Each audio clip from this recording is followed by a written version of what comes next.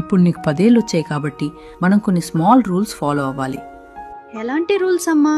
మొదటిది, నువ్వు ఏడవటం వల్ల అన్నీ సాల్వ్ కావు. ఏదైనా ప్రాబ్లం ఉంటే క్లియర్ది చెప్పాలి, ఏడ్చి సాధించకూడదు. That is called communication. రెండవది, నీ హోంవర్క్ నువ్వే చేసుకోవాలి, వేరే వాళ్ళ మీద డిపెండ్ అవ్వకూడదు. నీకేమైనా డౌట్స్ వస్తే హెల్ప్ అడగాలి. That is independence. మూడవది, బొమ్మలతో ఆడుకున్న తర్వాత వాటిని ఎక్కడ తీసావో అక్కడే పెట్టాలి. That is being organised. నాలుగవది, బ్యాడ్ వర్డ్స్ అస్సలు వాడకూడదు. That shows respect.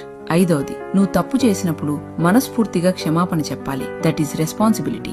ఆరవది, తెలిసిన వాళ్ళని చూసినప్పుడు మంచిగా పలకరించాలి. That is good manners. ఏడవది, ఇంటి పనుల్లో అమ్మా నాన్నలకు ఇష్టంగా హెల్ప్ చేయాలి. That is sharing. ఎనిమిదవది, నీకు ఏదైనా అర్థం కాకపోయినా లేదా డౌట్ వచ్చినా మౌనంగా ఉండకుండా వెంటనే అడిగి తెలుసుకోవాలి. That is honesty. తొమ్మిదవది, కారణం లేకుండా కోప్పడ్డం, చిరాకు పడ్డం చెయ్యకూడదు. నీ ఎమోషన్స్ ని కంట్రోల్లో ఉంచుకోవాలి. పదవది, ప్రతిరోజు కొత్తగా ఏదైనా నేర్చుకోవడానికి ప్రయత్నించాలి. That is growth. సరే అమ్మా, నాకు అర్థమైంది. Very good.